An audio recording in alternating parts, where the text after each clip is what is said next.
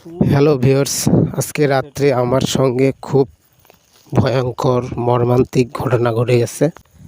রাত্রি তখন প্রায় 2টা বাজে।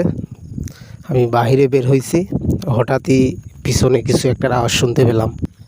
ক্যামেরাটা অন করে দৌড়ে গিয়ে দেখি একটা পাখি পড়ে আছে।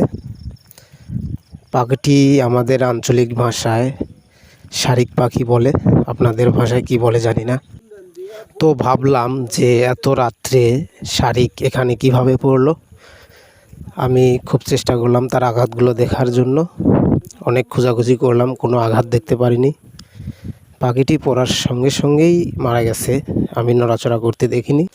চোখের সামনে একটা জীবন চলে যাওয়া দেখে কতটা যে খারাপ লাগছিল আমার ভাষায় প্রকাশ করতে পারবো না।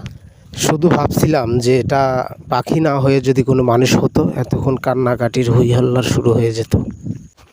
তো ভাবলাম এত রাতে এই পাখিটি এখানে কিভাবে আসলো, তাও মৃত অবস্থায়। তারপরেই মাথায় আসলো যে হয়তো কারেন্টের শর্ট খেয়েছে, কারণ পাশেই কারেন্টের পোল ছিল, সেজন্যই হয়তো পাখিটি শর্ট খেয়ে এখানে পড়েছে।